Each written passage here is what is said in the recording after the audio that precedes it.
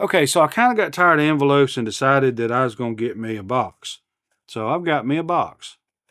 I like my box. Do you like my box? Haha. I don't know about my box, but I think I'm going to like what's in my box. Put my blade up too soon. Now, okay, so it's not a Civivi. I bet you're surprised, aren't you?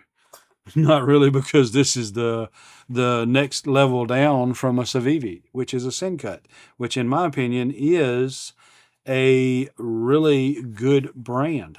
So you have the We brand, which is the top echelon or whatever you call it. Then you have Civivi, which is a mid grade, which is basically, as best I can tell, a We with cheaper steel. In other words, instead of the alphabet soup, high dollar steel, you're like Nitro V and stuff on the steel. And instead of titanium scales, you got micarta and so on and so forth. And so the Sencut is a step down from the Civivi. And the only really difference I've seen in the Sencut is so far, maybe not 100% on the quality control, possibly. I've seen some blade centering deals, but for the most part, I'm really not seeing any perceptible difference from the Sencut. I mean, again, it's like, so your Civivis has got ceramic bearings. I think the Sencut's probably got steel bearings, something like that. You take another degrade, instead of the Nitro V steel, it's got the D2 steel. And so that's where you're seeing your savings in these things. Uh, so let's see here what I can find the details on. So this right here, Sencut Serene, I paid $40. And see, they were originally wanting 55, but it's a used knife. And I got it for 40, and then it's like $5 shipping. And so that's what I paid for it. So yes, D2. So let's check this out and see what we got. So it comes with all the stuff. We got a pocket clip, which is nice. So it must have had the upgraded. Yep. So it does. It has an upgraded titanium pocket clip. So that's absolutely nice. It's got the manual. It's basically got everything's here. That's nice. I really like that.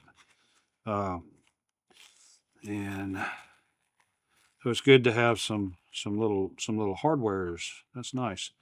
So this is a button lock. So you understand, I'm in love with button locks. All of a sudden, I'm in love with every portion of Civivi, We, and Sencut, because I really don't see any negatives to Sencut. I think one thing that I noticed is with the Civivi, their button locks, get that blade out there, push that button in as hard as you can, and the blade drops. With the other Sencut that I've got, flick that blade out there, hold it in as hard as you can, and it catches. But at the same time, and it'll probably wear itself out. But at the same time, this right here with the Sencut, you would have to consciously try to hold it in far enough to catch the blade. So it's just very, very right there on the break point of catching.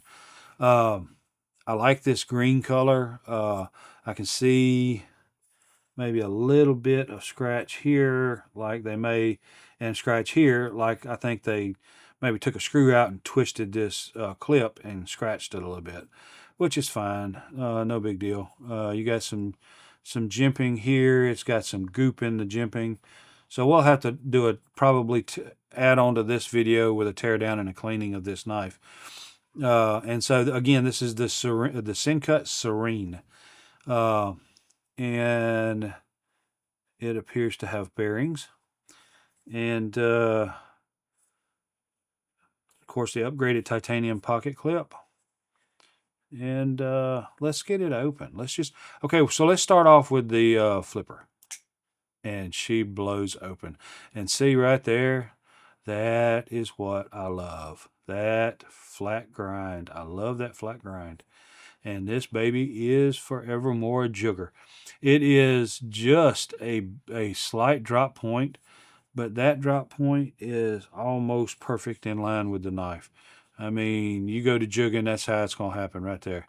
So, the knife is open in here. Let's see about that close issue. See if it catches. So I'm going to push this in as hard as I can. And so, okay, I got it pushed, and it just falls.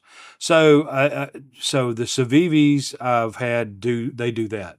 And so I've got one of the two Sencuts, one of them catches. And so this is a used knife. I think that was a brand new knife. And so I think that is going to be the difference. That'll wear in. With the CIVIVI, it is got a higher tolerance probably. So we can flip it, thumb open.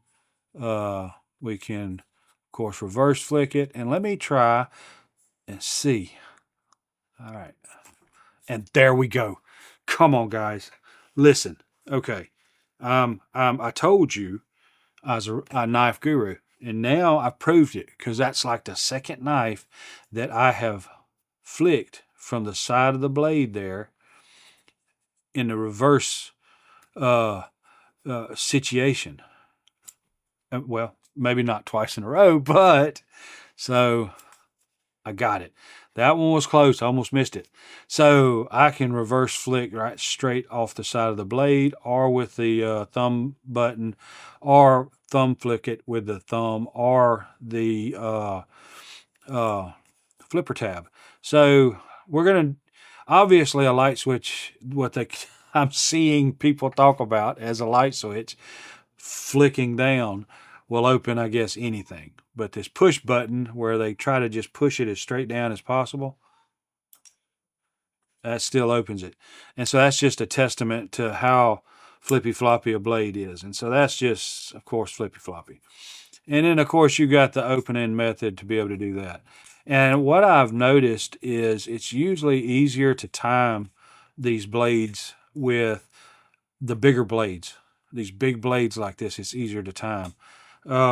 This blade it's roughly 3.5 inches. The exact measurement is going to be different. I mean, it's just the way they are. You've barely got a finger chole there. I would not use that for that, because you will open your finger up. Blade states D2. You've got a nice undercut right here, good to hold on to. And as I've stated before, with my finger in there, I can't access the jimping. I'm back here on the flat, smooth surface of the scales, which is fine. To get to the jimping, I'm up here in harm's way trying to reach it. So, man, you guys need to think about us short, pudgy-fingered guys. And we ain't all got, long, I don't know, stork-like fingers that'll stick out there. So the pocket clip is reversible left or right. It's tip-up carry only.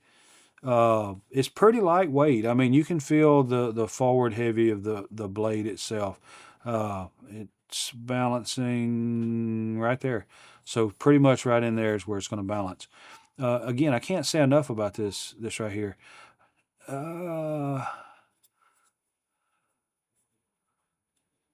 I don't really feel, there could potentially be a little, no, it's not. There's no burr on this blade at all. And it is not major sharp right in here. It's like someone took and, cut some stuff like that. So I can feel it. But in here, okay, look, I'm going to sacrifice what little bit of hair I got left. Yeah, see, it's okay. It's hard shaven sharp, but not right in here. I can tell by feeling that. that it is kind of dull. Not really dull, but it's dull-ish in here. So I would say, and you can look at this blade, that there's not really any signs of real usage on it. So I would say this knife was bought and it was carried, and they probably cut a couple boxes with it and jugged it in there, and or maybe sharpened a stick or something with it. And really all this needs is to be hit once or twice so that you can get this back edge back sharpened in. But this is amazing. I don't know how old this knife may or may not be, but right there, I mean, that's like a $20 clip added on to the knife. Plus it's in amazing condition. I mean, this right here may say used, but this is going to go into a rotation for me to carry, because I'm going to be honest, that blade right there, I don't mind carrying it in place of a Praxis, which right now I'm carrying the Vision FG and the full-size Praxis. And I'm going to eventually put the Fracture in place of my old Uncle Henry in my pocket as my single blade slip joint knife. And then all my other pocket knives, they're just going to stay the same. They just odd and end stuff and all that. Of course, that pocket clip's a heavy pocket clip, so you expect that with what it is. This is amazing. I mean, you can see now that you're looking at it, I can see a little bit maybe on the side of the blade in here that you can tell that they had cut something here. And you can see something on the edge there. So really the only cut that's been is here. The rest of this blade is just probably factory, I believe. So this is amazing. But it does need some cleaning. So there's going to be a tag in onto this video as well, where I tear this knife down. So probably this weekend I'll just take and finish up the videos with all these knives that I got in, and take it up with pulling these down, touching up the blades on the new sharpening system, and cleaning them up and oiling them and all that kind of good stuff. So here lately, I know I made my own and I've used it and it works great, but I also got some of this Lucas gun oil and I've been using it and it's been working great too. So I think they're both perfectly fine with no issues.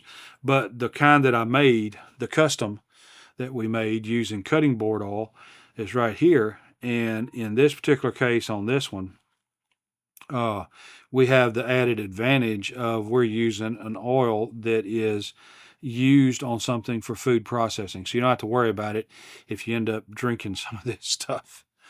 I don't know if I'd drink it, but if you got it, mixed in with your food, I don't think there's anything to worry about.